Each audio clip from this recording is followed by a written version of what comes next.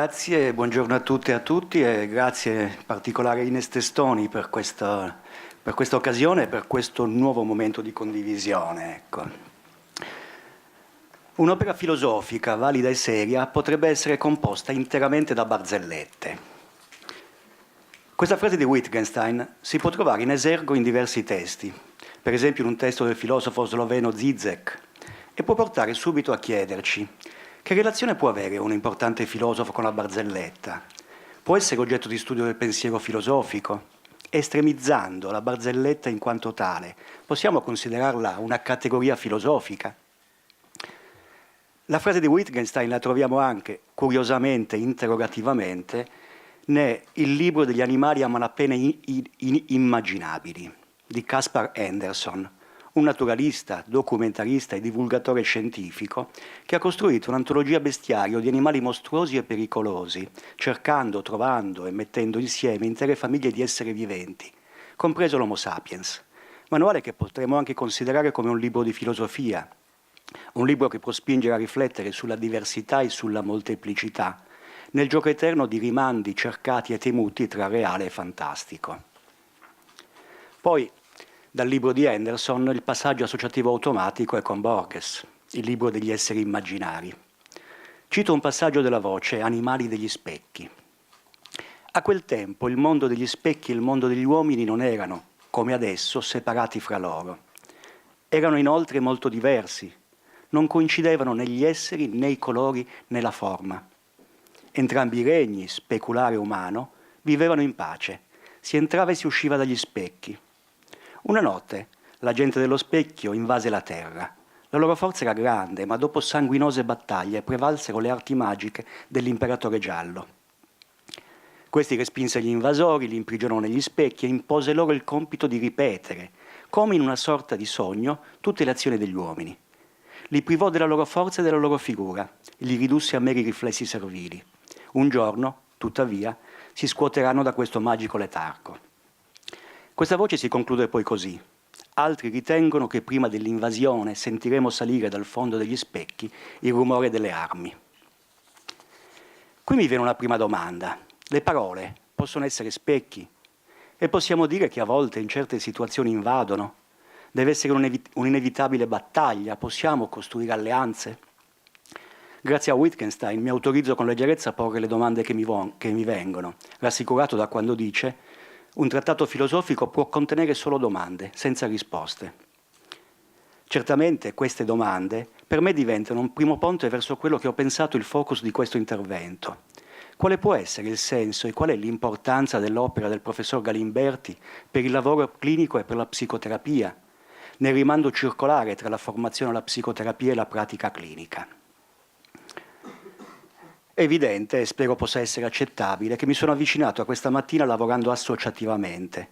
Sono partito da ritrovare Wittgenstein e ho seguito la catena associativa che si è sviluppata, scoprendo poi, come sempre, che si arriva ben lontano da quello da cui si è partiti.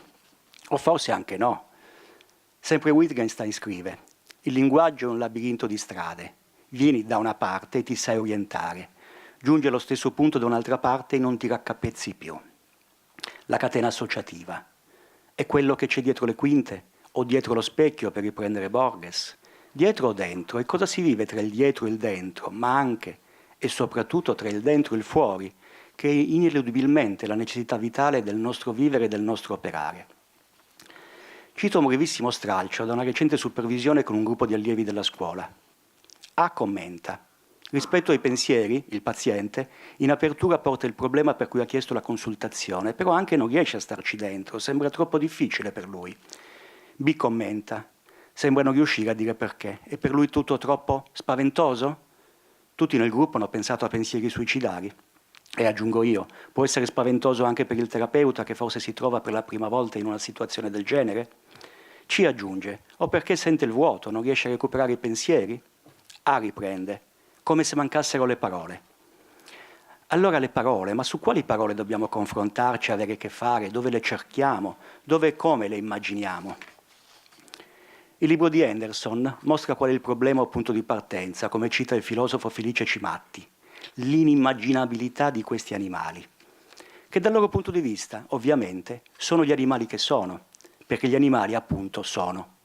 È la nostra immaginazione, su questo Anderson è esplicito, che non è abbastanza ricca per accogliere tutta questa diversità. È in questo senso che il libro degli animali a malapena immaginabili può essere considerato un libro di filosofia o di psicologia o di psicoanalisi, un libro appunto che aiuta a fare esperienza della diversità e della molteplicità. Perché l'animale è diversità, ma allo stesso tempo dell'animale sappiamo molto se non tutto. Ecco, è nel contrasto fra ciò che sappiamo e ciò che non capiamo, in un'area di impensabilità e di inimmaginabilità, si colloca l'animale. La categoria che meglio descrive questa radicale inimmaginabilità è quella che Freud chiama il perturbante. Il perturbante è quella sorta di spaventoso che risale a quanto c'è noto da lungo tempo, a ciò che c'è familiare. L'animale è proprio ciò che c'è familiare, dentro uno spazio-tempo di inimmaginabilità. Infatti l'animale è ovvio, cosa c'è di strano in un animale, ma è contemporaneamente inimmaginabile, incomprensibile e spaventoso. L'esperienza del perturbante è così quella in cui c'è così la possibilità di non capirci più niente, la situazione in cui non sappiamo che cosa pensare né come. Vediamo quello che non dovremmo vedere, nel senso che vediamo quello che di noi stessi, del nostro corpo, ignoriamo e vorremmo sempre ignorare. Il perturbante è tutto ciò che avrebbe dovuto rimanere segreto, nascosto e che invece ha affiorato. Torno all'inizio, ma mi chiedo quale inizio, citando ancora Wittgenstein. È così difficile trovare l'inizio, o meglio, è difficile cominciare dall'inizio e non tentare di andare ancora più indietro. Allora apro il nuovo dizionario e riparto appunto dall'inizio, le barzellette. Nel nuovo dizionario non c'è la voce barzellette, ma c'è la voce per me fondante che descrive il comico. Tra parentesi, mi piace sottolineare che nelle fonti bibliografiche per questa voce, come anche in altre, ci sono segnalati testi di Franco Fasolo, maestro amico personale di Asvegra e di Coirag. Comico, aggettivo riferito a tutto ciò che suscita riso come effetto della risoluzione imprevista di una tensione o di un contrasto. Definito da Aristotele come ciò che scaturisce dall'inconseguenza logica, il comico è stato studiato da Kant, per il quale è l'effetto di un'attesa che si risolve nel nulla, e da Bergson, per il quale il comico scaturisce dalla reificazione dello spirito, che si verifica ogni volta che l'anima prende il sopravvento sul corpo. E allora salto a reificazione, vado alla R.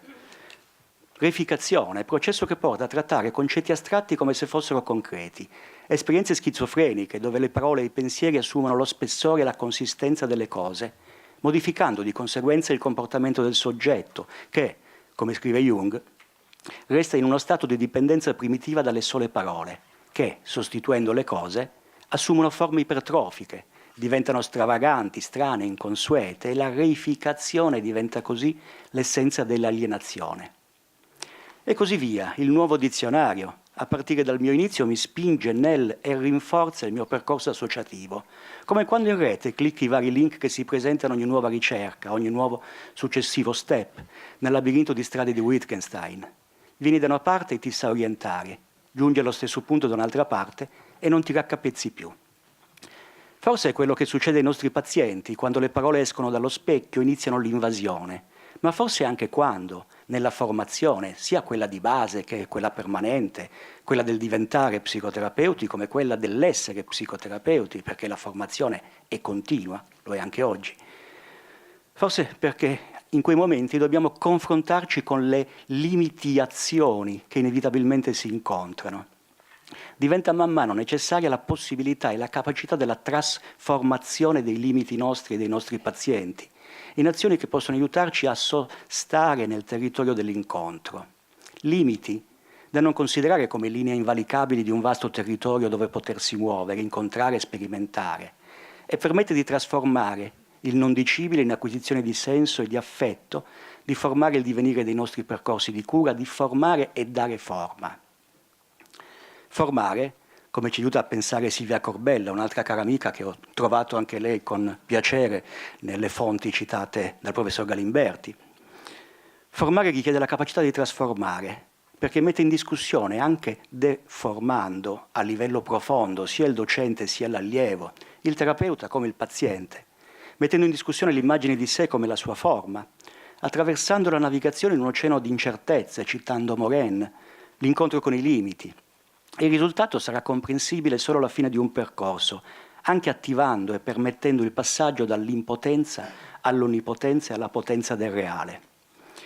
Formare è trasformare, anche deformando, togliendo forma, perdendola, anche non riconoscendosi più, per poi acquisirne una nuova sempre provvisoria.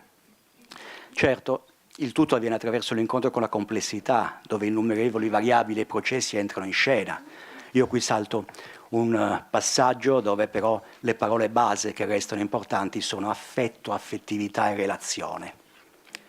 E torno alla parola, dentro la relazione, ma anche alla possibilità che queste escano dagli specchi. Spaventando o reificando, diventa fondamentale la co-costruzione di un linguaggio e il suo saperlo usare, che sia in grado di comunicare con l'altro, mantenendo viva una sufficientemente buona circolarità tra affetti e sensazione, rappresentazione di cosa e rappresentazione di parola, ricordando Racalbuto. Deve essere attivato un processo complesso che concerne il rapporto tra dentro e fuori, per poter raccontare e raccontarsi, significare e significarsi, rappresentare e rappresentarsi, per poter trasformare i limiti in azioni affettive, alimentando un'autentica capacità rappresentativa interna, facendo dialogare istanze e linguaggi diversi come facilitatore di tale processo tra dietro, dentro e fuori lo specchio. Verso la conclusione, continuando a giocare con le associazioni e a utilizzarle, mi viene da pensare che nel nostro lavoro si impone la necessità di altri due tipi di dizionario. Però qua c'è il tempo che va avanti velocemente e cito solo un frammento clinico di un paziente che arriva alla seduta qualche giorno dopo aver visto in ecografia tridimensionale la forma ben visibile del figlio nella pancia della moglie. All'inizio racconta la cosa con estrema noncuranza. Poi quando gli chiedo come si è sentito mi dice è stato rilasciante. Si blocca e dopo qualche attimo inizia a piangere intensamente. Poi pian piano dice l'ho visto, l'ho proprio visto. Questa volta non come nelle altre ecografie dove tutti dicono guarda questo, guarda qua. No, lì facevo finta, annuivo. Qui l'ho proprio visto e ho visto, ho capito che esisteva e contemporaneamente ero felice che esisteva e mi sentivo rilassarmi perché ero vivo e contemporaneamente ero angosciato perché esisteva questa cosa che era mia ma allo stesso tempo non lo era e non potevo più nascondermi. Rilasciante quindi, contemporaneamente rilassante e angosciante per un dizionario che sento necessario nel lavoro che è il dizionario delle parole che non esistono. Chiedo se posso prendermi ancora 3 minuti per l'ultima. Uno dice no, uno dice sì. Allora no? Perfetto, e allora mi fermo qua. Ci sono, e allora vado veloce. Ritorno al nuovo dizionario al perturbante, recuperando anche il suo secondo significato, di Heimlich, che rinvia a ciò che è nascosto e segreto. Freud afferma che quando ciò che doveva rimanere nascosto e segreto, Heimlich, è invece affiorato, Unheimlich, il proprio mondo interiore subisce una scossa e ciò che prima era familiare sorge insolito. Il perturbante quindi l'abbiamo detto prima. Ecco il filo che possiamo e dobbiamo rintracciare che è importante nella clinica come nella formazione. Noi psicoterapeuti psicoanaliticamente orientati chiediamo ai nostri pazienti di utilizzare le libere associazioni potendo aver fiducia del fatto che non verranno risucchiati da un pericoloso perturbante, ma che verranno accompagnati nell'assunzione di una maggiore familiarità con il familiare estraneo che li abita, potendo così tracciare limiti e dunque azioni più chiare nelle loro vite. Se la questione è proprio questa, allora nella formazione come nella clinica diventa strumento importante il gruppo e la gruppalità, prima di tutto come assetto mentale interno. E inserisco qui una parola del nostro dizionario di lavoro gruppo analitico, parola che mi piace qui considerare come uno strumento alternativo e di comunità alla magia dell'imperatore giallo degli animali degli specchi di Borges. La parola è il rispecchiamento, ecco.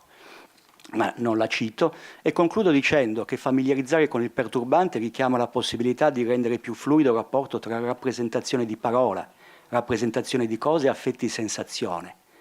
Facendo questo, di fatto, chiediamo ai pazienti di cercare insieme a noi nuovi modi per narrarsi, per lavorare sul loro dizionario interno, l'altro dizionario necessario, esistente ma da riattivare nella relazione, provando a dare nome e parola alle cose, anche quelle più mostruose e spaventose. E concludo ringraziando ancora Ines Testoni e il professor Galimberti per questo nuovo dizionario che immagino possa presentare inizialmente una sua perturbanza nelle dimensioni nel suo primo accedervi. Lo ringrazio perché sento ben rappresentata la complessità, dando la possibilità di orientarsi da più vertici di osservazione e scoperta, perché non satura e stimola la ricerca continua, con inevitabili mancanze, attivando desiderio di ulteriore ricerca. e soprattutto perché dà valore a un concetto a me caro, quello della contaminazione tra discipline, linguaggi, orientamenti e nelle relazioni. Scusate, grazie.